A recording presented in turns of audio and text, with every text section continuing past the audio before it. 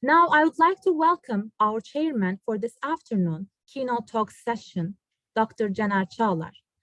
I hand over the platform to Dr. Caner, who will continue from here. Over to you, Dr. Caner.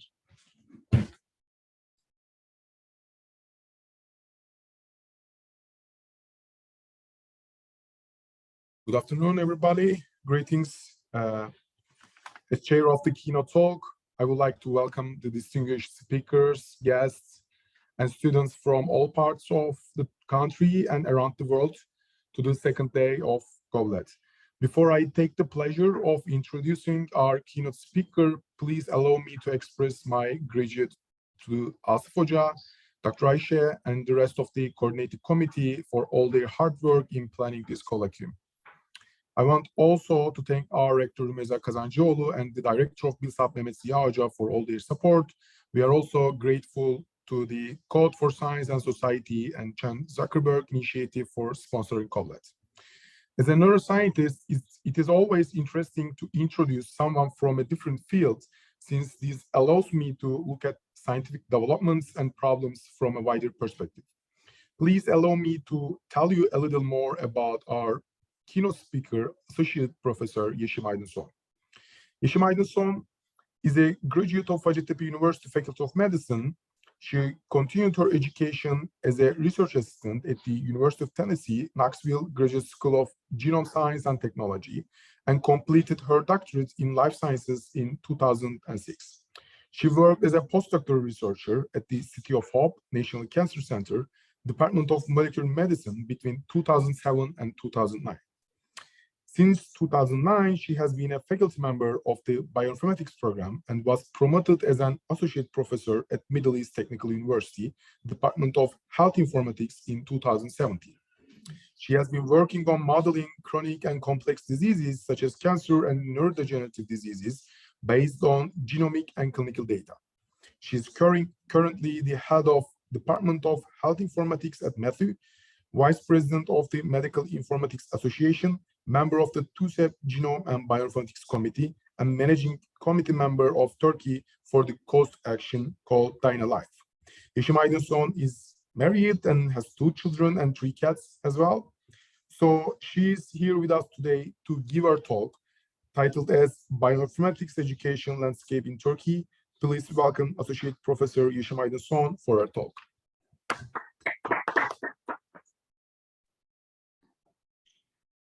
Thank you for the kind introduction.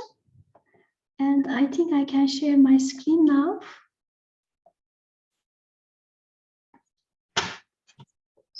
And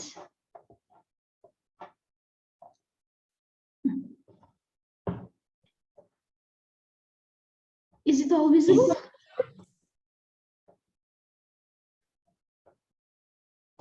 Okay. So thank you all. Thank you, Fatma.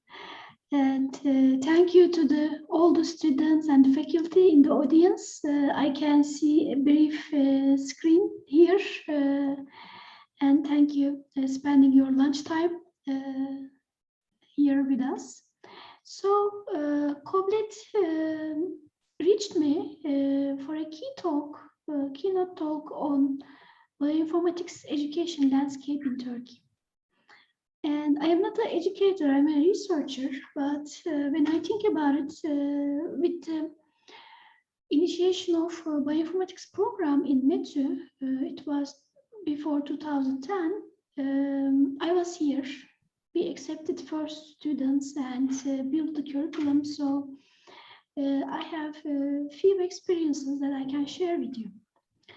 And first of all, let me show my cats, my girls and boys, as I call them. This was in the introduction. I'm sure they won't be happy that I am showing this to you, but I'm proud of them.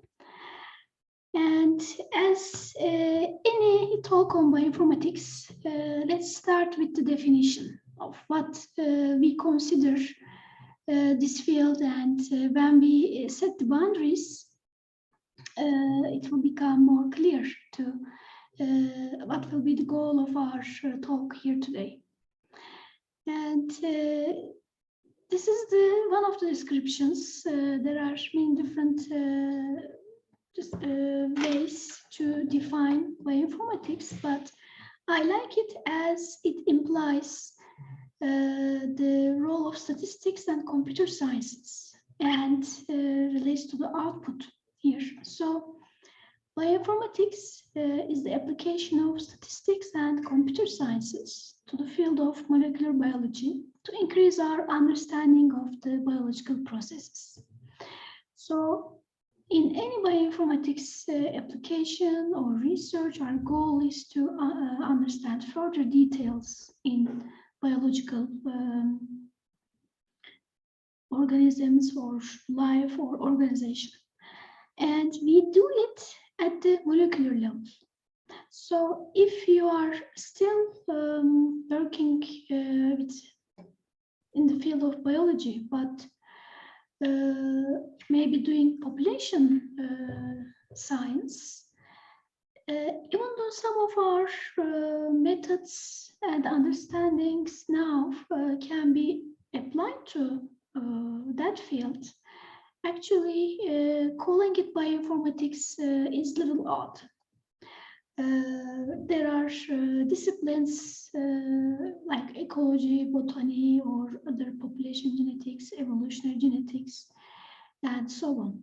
So the distinction between those fields, even though we do share some common methodologies, is that bioinformatics deals with molecular biology data and especially is useful to understand the high throughput data coming from molecular biology applications like sequencing, mass spectrometry, or transcriptomic methylation data, ChIP-seq data, and so on. And, if you look at the few of the landmarks in genetics, how this field has evolved and became the field research area we are naming bioinformatics today. It is not very different than the advancements in genetics or other fields of the biology. And before 1900s, actually, we didn't have much informatics or computational applications, as there might be some mathematical modeling, like as we can discuss with the laws of inheritance by Mendel, but informatics, as we know it, was not an issue at that point. This 1953, the discovery of the three-dimensional structure of DNA is one of the landmarks, maybe a major one compared to the others in stepping into the molecular biology and genetics field. Until these days, like around these years, 1950s, 60s, even 70s, there wasn't even a distinct field called maybe biology. General scientists who are also physicists and chemists were also interested in the biological life and trying to observe it and understand it.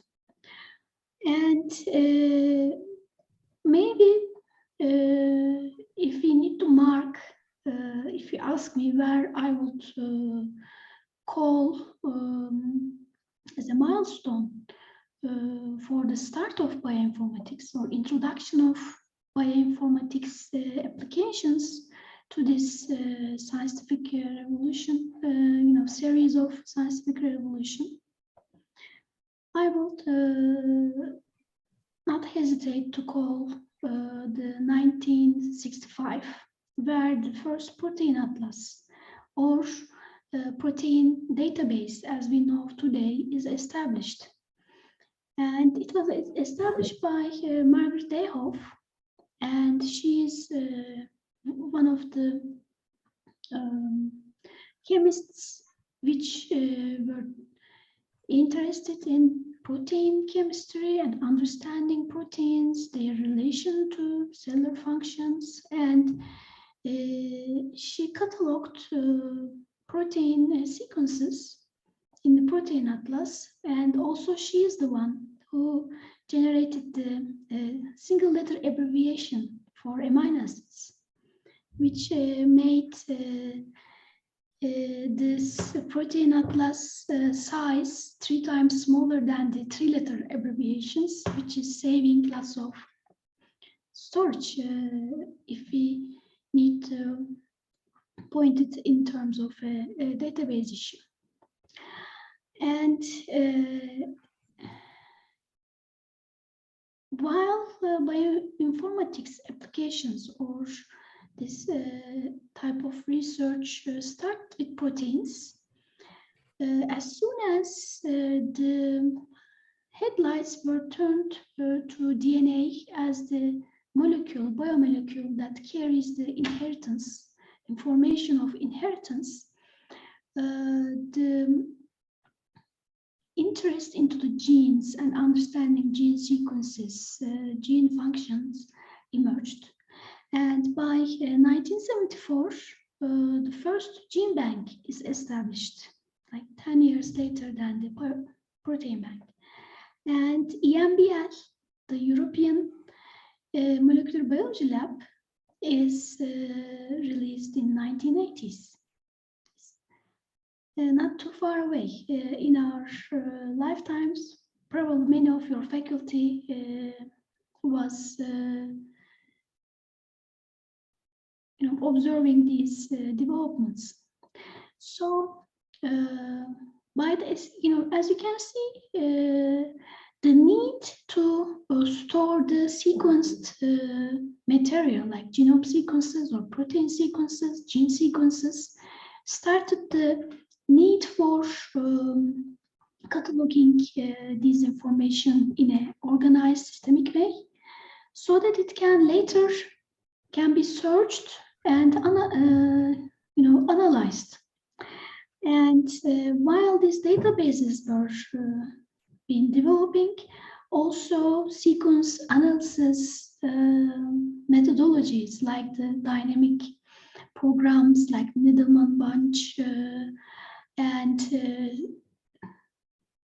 Smith Waterman is also being developed. So while we were seeing these more conventional, slow but more accurate algorithms in the field around 1970s, later, okay, the Swiss Pro is 1984. It is little by the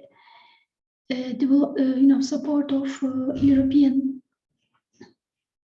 labs. Swiss Pro was also published, and by 1990s, just around the time the Human Genome Project was starting, we see the emergence of faster sequence searching algorithms, which now was a need due to the enlarging size of these databases. FASTA and BLAST was in the scene these days, and it was BLAST, as you know, implemented by NCBI, the National Bioinformatics Institute for United States, and become a worldwide accepted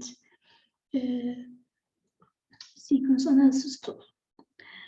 And by the start of, in between 1960s and 90s, we were developing technologies like the sequencing technologies, sequencing machines, and other informatics tools to be able to handle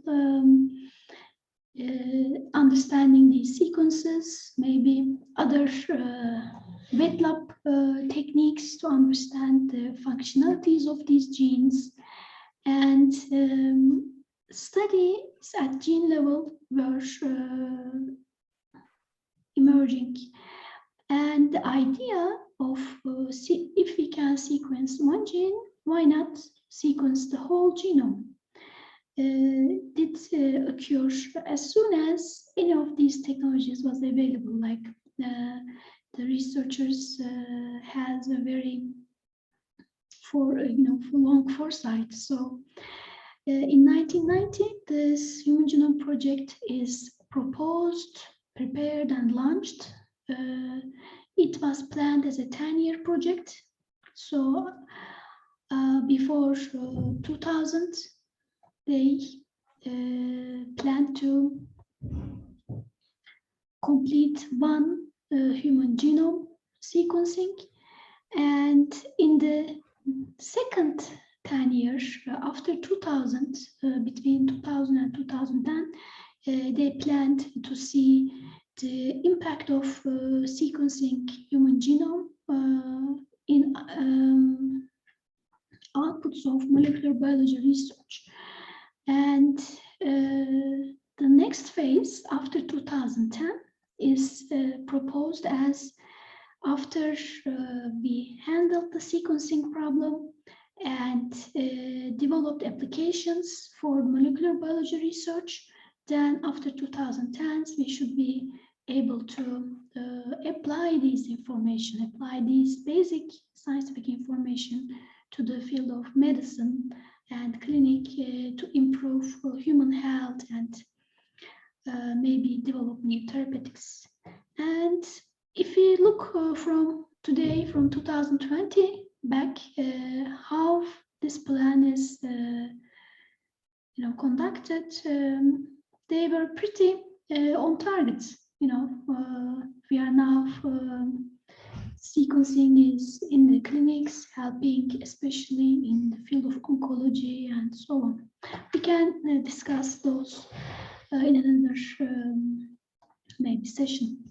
So here, this era, the Human Genome Project, actually we can easily name this era as the genomics era, because first human genome is published, and then the 1000 Genome Project is established, and then the ENCODE project to understand the details of the non-coding genome, regulative genome is also proposed and completed.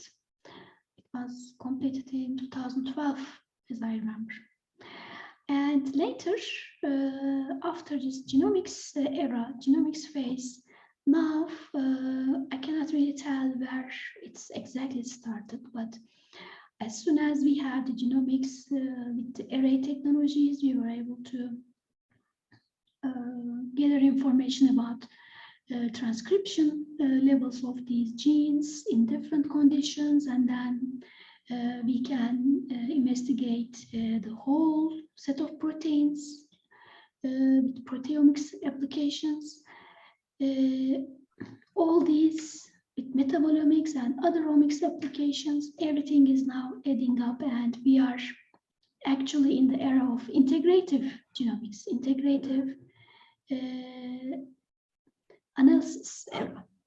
So this is a very brief history of how bioinformatics is advanced when you look at the playing field of the genetics. And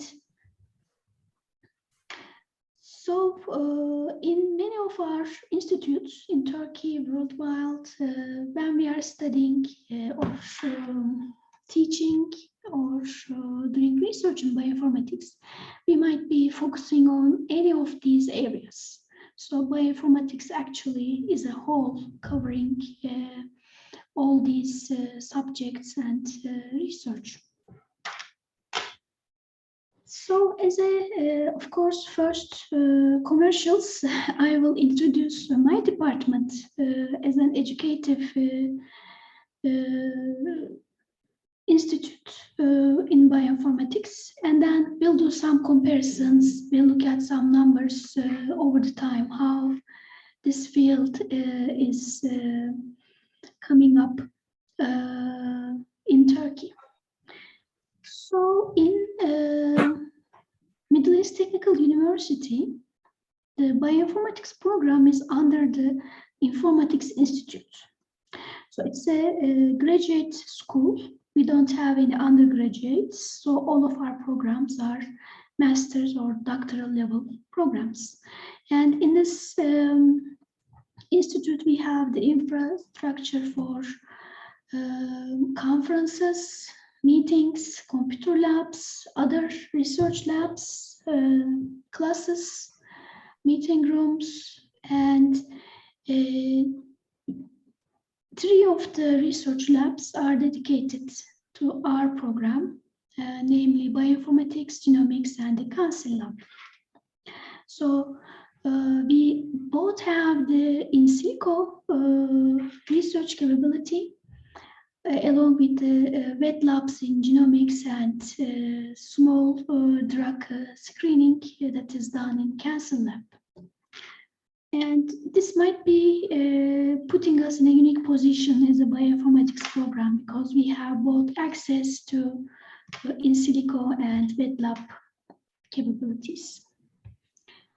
And this is another chart under the Informatics Institute, along with other departments like information systems, cognitive sciences, modeling, simulation, cybersecurity, and defense. The Health Informatics Department offers master's degrees in medical informatics and bioinformatics, and a doctoral degree in medical informatics. And under this doctoral degree in medical informatics, you can study 4 different specialization areas: bioinformatics, neuroscience or neuroinformatics, medical image analysis, and clinical informatics. And our current, I looked up the new numbers for bioinformatics students. This semester, we are just in the adlock period, but we have 64 registered students in our all programs studying bioinformatics. And to date, we had 43 PhD and masters together graduates. And currently, we have 5 faculty members in the Health Informatics Department. Alongside myself, we have Dr. Özkurt and Mumcuoğlu.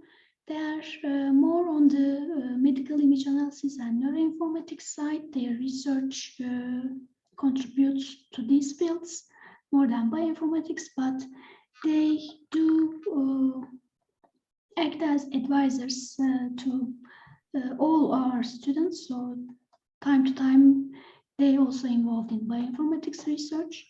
And Dr. Acar and Sarıtaş are 2 of our faculty who are trained as in the field of bioinformatics, and but still bioinformatics research can be combined with other health informatics topics in their studies and projects too.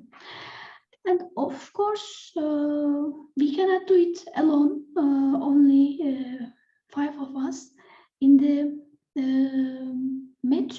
biology, computer engineering, electrical engineering, statistical departments, there is more than 20 affiliated faculty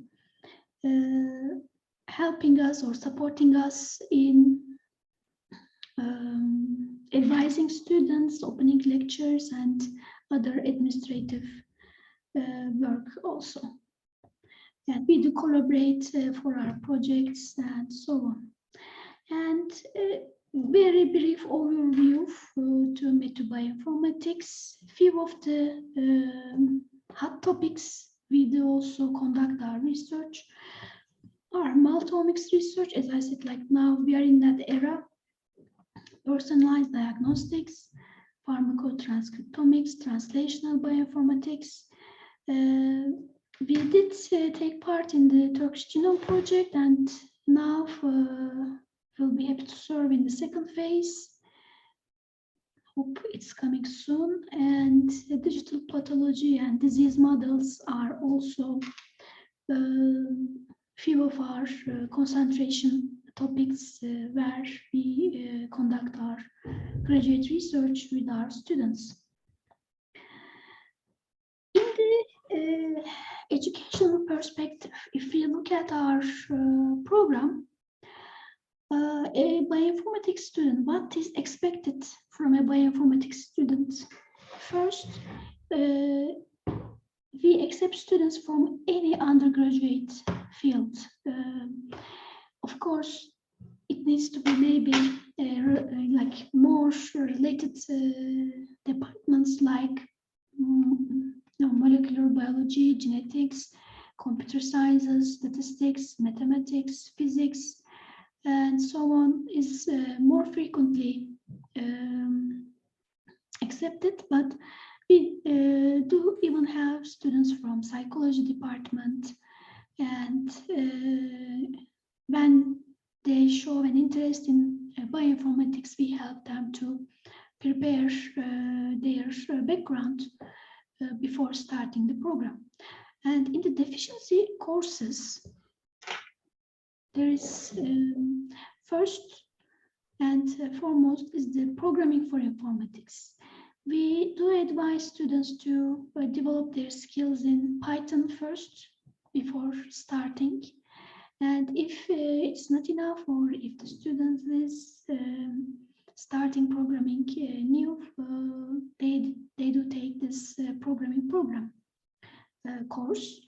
And also statistics is one of the three legs, as I showed in my definition, of bioinformatics, and a special statistics course is offered in our institute for informatics students, not only for bioinformatics, and we do focus on more of the probabilistic statistics in this deficiency course.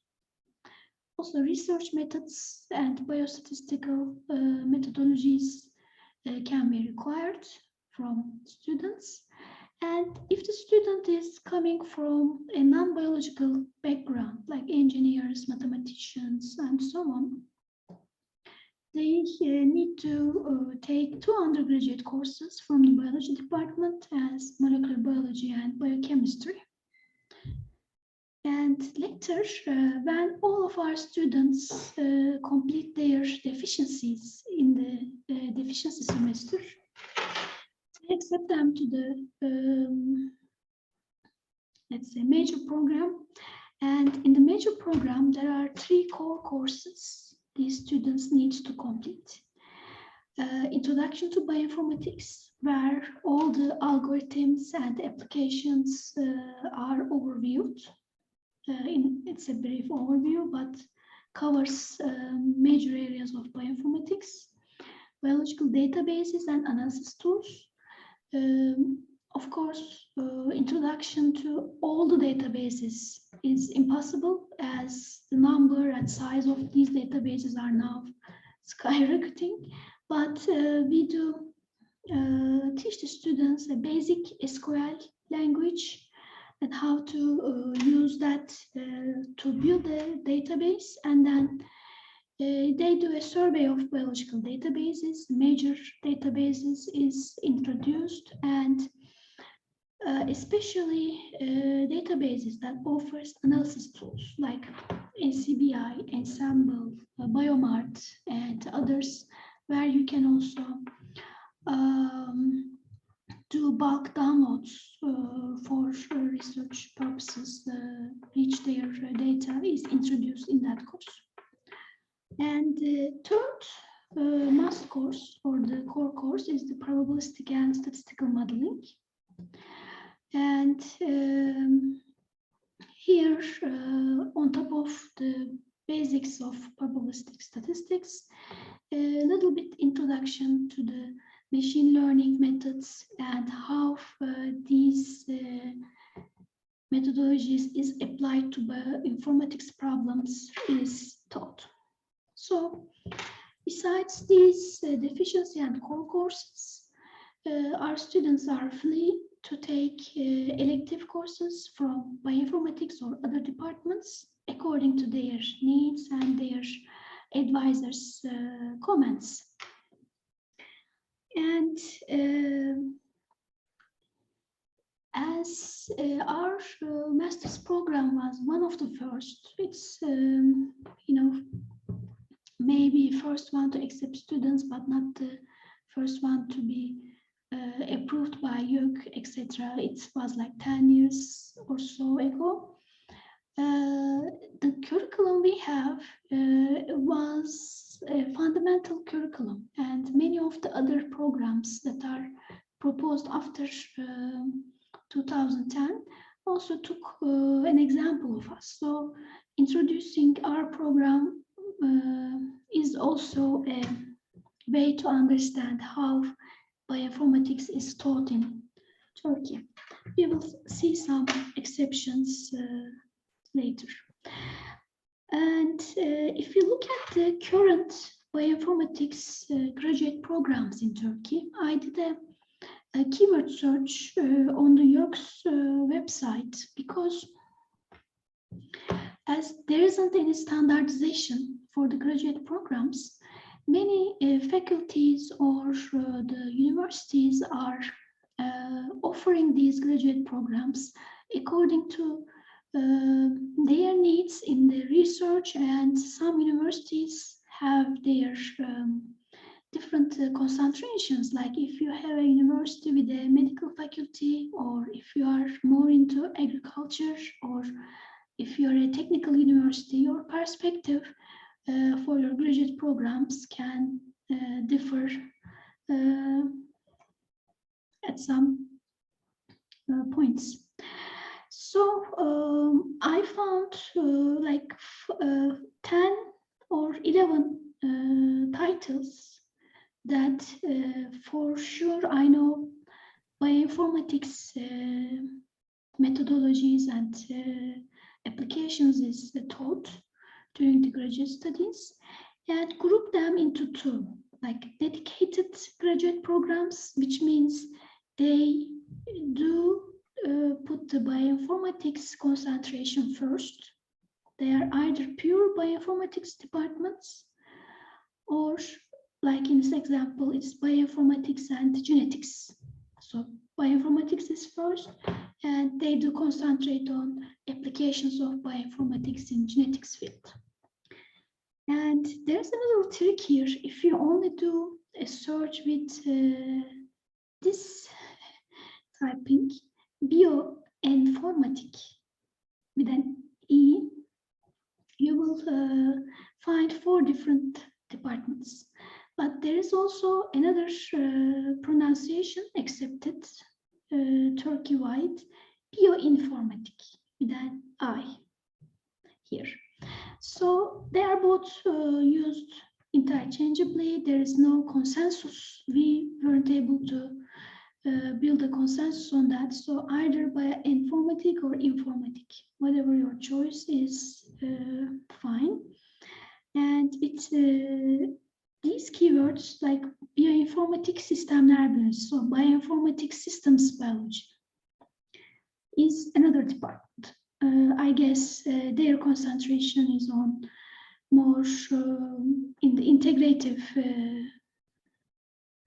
omics research, more than developing algorithms or databases. So, and these are the dedicated titles, and these are not like only single departments. There are few bioinformatics departments and bioinformatic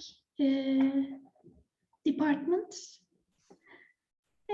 So in total, there's like 15 dedicated programs. I would like to remind you 5 minutes we have left. Only 5 minutes? I'm sorry. Okay. Yeah, for information. Thank you. Go. faster. Thank you. So for with these keywords, there's 15 dedicated programs, and if you look at the related ones, which has the bioinformatic emphasis, but it's not their first concentration, there is also 15 more graduate programs in Turkey. In total, I could find 30 active programs that are accepting students. And if you look at not only education, but research done in different universities, I was able to reach all these almost 40 different universities I know that are conducting research and education in bioinformatics. If your logo is not here, please email me later. I can edit, I can check if why I missed your university. And as the first 3 universities that offer a PhD level education in bioinformatics, I did a brief comparison of the curriculums between METÜ, Kadir Has, and Hacettepe University. In the core courses, most of the curriculums share same emphasis. But these highlighted courses are a little unique for different programs. Probably there's sequence analysis in other courses, maybe within the other courses, but it wasn't emphasis in the course name. Applications of bioinformatics in molecular biology is a course we offer to the molecular biologists to learn bioinformatics. And then this computational methods in bioinformatics was last offered to teach deep learning methods in bioinformatics. And in the Kadir Has University, what I can see is they have a more chemistry-based perspective with drug design, medicinal chemistry, and so on. And in Hacettepe University, of course, their expertise is more in the human genetics department, and courses like bioinformatics and population genetics is also added to their curriculum as a unique course compared to the other universities. So if you are thinking about going into the graduate programs for bioinformatics, I would Hocam, can you hear me? Sure. Do you think that we can start to take questions? Because okay, this is the last slide actually, and okay. this can stay here while taking questions, and it just shows the number of theses completed in Turkey since 2001 with the keyword bioinformatics, and as you can see, we are in a good incline here. With quarter of the thesis is completed in the last 2 years. And yes, we can take questions. I have a question for you. So metabolomics is one of the popular field in the bioinformatics right now. And we are trying to start a project related to metabolomics as well. But I am not sure whether is there anybody in Turkey that are working on metabolomics, or do we have any lecture in METÜ related to metabolomic analysis? I'm wondering what is the current situation related to metabolomics in Turkey. Thank you. I know metabolomics is a very critical field, especially has health implications, diagnosing rare diseases and so on. We don't have a dedicated course for metabolomics in our graduate program. We have the next generation sequencing analysis. Within that, there is a week we mention or talk about metabolomics. But in the chemistry department, we have Dr. Süreyya Özcan. She's trained in mass spectrometry and its applications with metabolomics, actually. She's not offering any special courses, but if you want to collaborate, her research is on metabolomics, and With her supervision, we can conduct research in that field. All right, thank you, thank you. So I think we don't have any other question for the session. So I think we can finish